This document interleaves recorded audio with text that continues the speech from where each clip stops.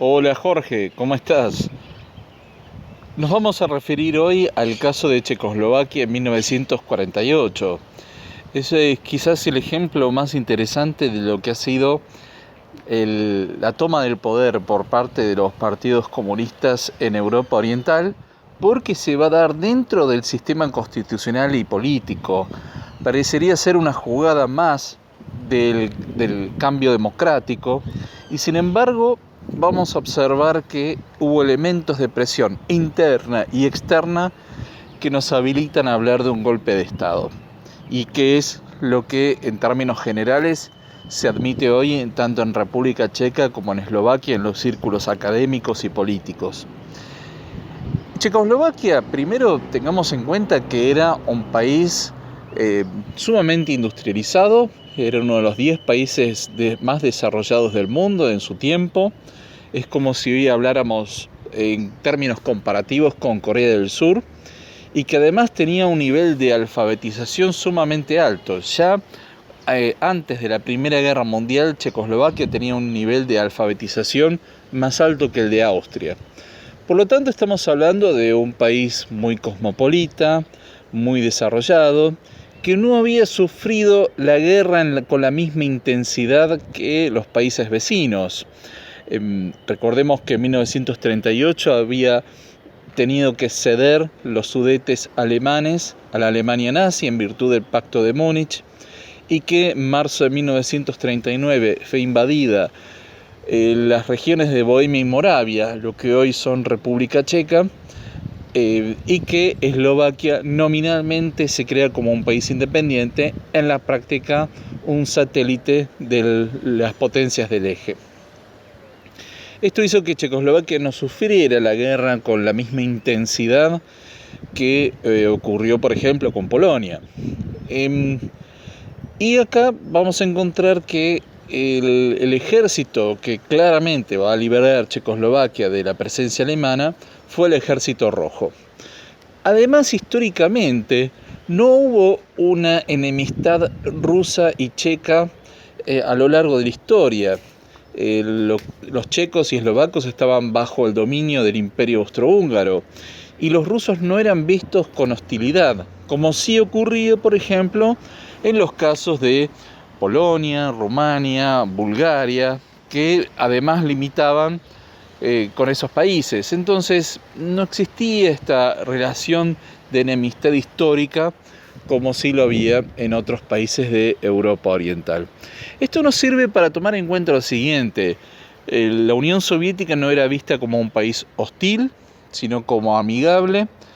El Partido Comunista había existido en el periodo de entreguerras, con aproximadamente un 10% de los votos.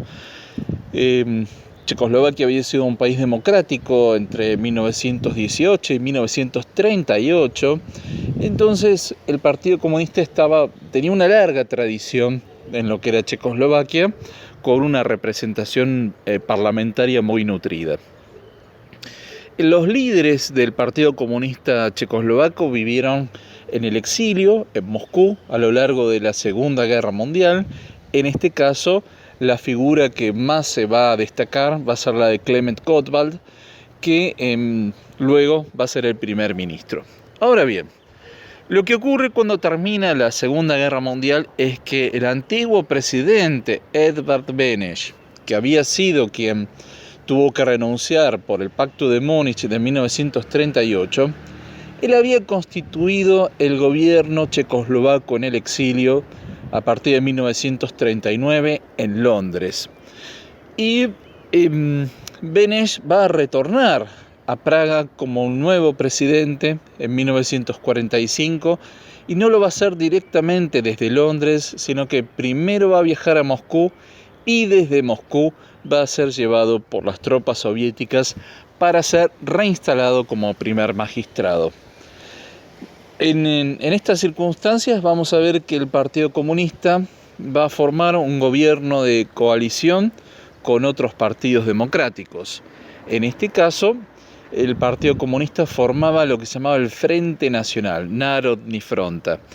Este frente estaba compuesto por el Partido Comunista, el Partido Socialdemócrata, el Partido Socialista Nacional, no tiene nada que ver con el nacionalismo, nacionalsocialismo alemán, el Partido Popular, que era un partido de carácter católico, demócrata cristiano, el Partido Democrático de Eslovaquia, y todos estos iban a gobernar en conjunto.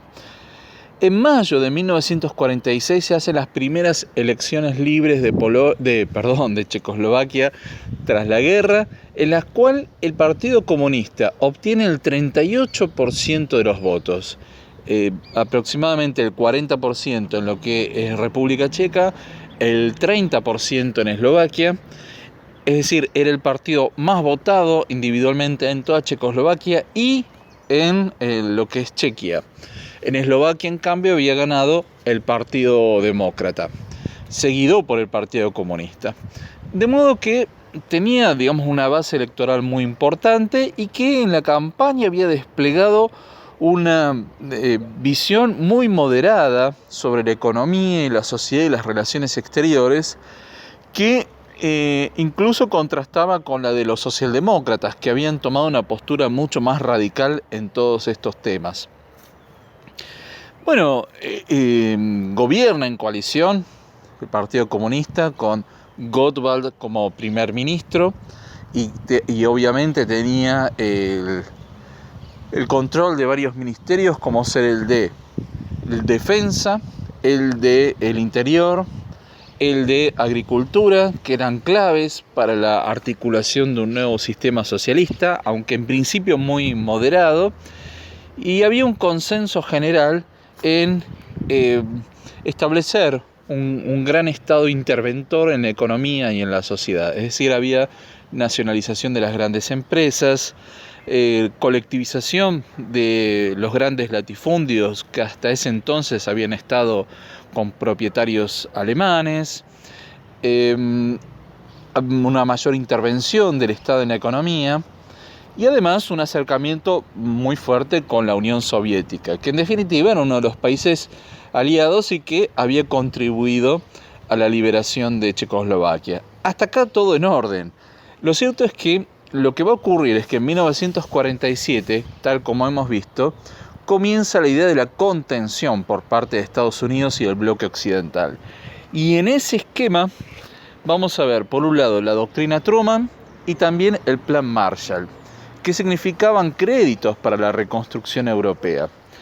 En principio, el gobierno checoslovaco, al igual que otros gobiernos de Europa Oriental, tenía intenciones de aplicar al Plan Marshall, pero por órdenes explícitas de Stalin, que convoca al liderazgo checoslovaco a Moscú, les da instrucciones precisas de no aceptar el Plan Marshall y también se celebra una reunión de los partidos comunistas en Polonia, Szklarska Poręba, en donde se les da instrucciones precisas de que en el transcurso del año 1948 debían tomar el poder.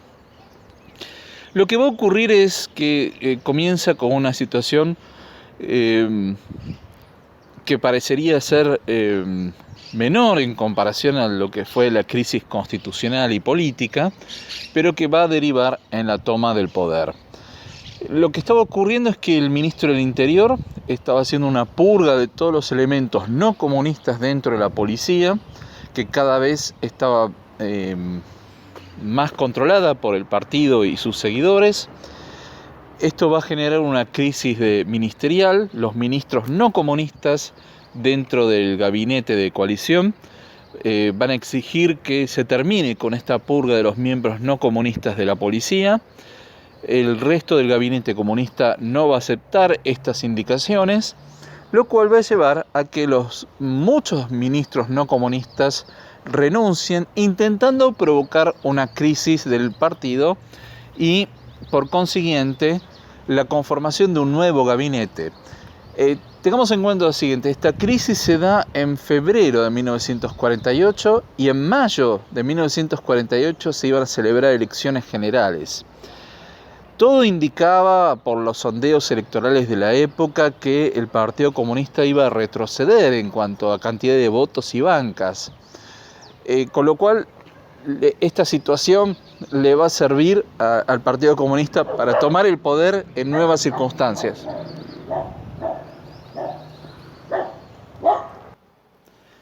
Esperando a que el presidente Beneš se volcara por el lado no comunista, lo que va a ocurrir es que el Partido Comunista, que era sumamente disciplinado, va a convocar a grandes cantidades de militantes propios a tomar las calles, los edificios, las escuelas, las fábricas, formando comités de acción, reclamando el cese de estos ministros y que el presidente Beneš aceptara las renuncias y que estos miembros fueran reemplazados por otros hasta la convocatoria general de elecciones.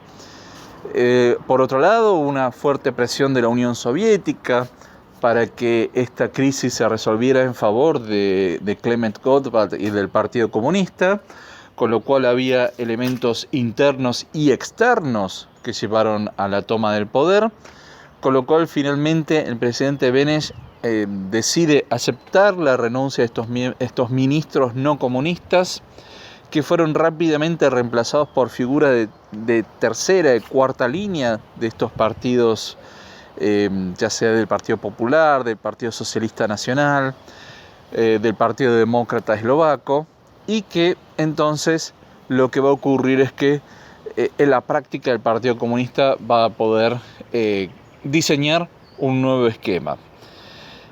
Ocurrido esto, el presidente Beneš renuncia. Es decir, esto ocurre el 25 de febrero de 1948, la nueva constitución de un gabinete. El presidente Beneš renuncia. El ministro de Asuntos Exteriores, que era un destacado miembro no comunista del gabinete, que era Jan Masaryk, hijo del expresidente fallecido Tomáš Garrigue Masaryk, fue extrañamente encontrado muerto en el patio del Ministerio de Relaciones Exteriores. Hubo una gran sospecha de que este personaje fue asesinado, aunque se lo mostró como un suicidio.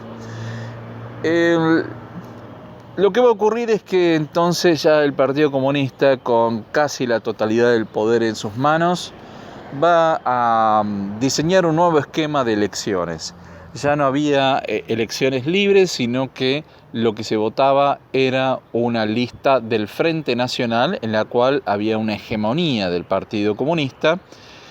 Los otros partidos apenas tenían presencia como para mostrar que había algún tipo de democracia y que va a iniciar la completa sovietización de Checoslovaquia.